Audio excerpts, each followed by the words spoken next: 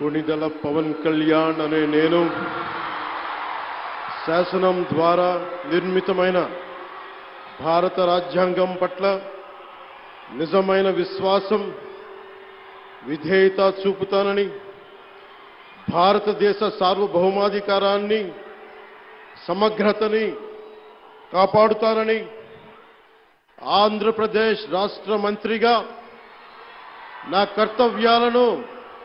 శ్రద్ధతో అంతఃకరణ శుద్ధితో నిర్వహిస్తానని భయం గాని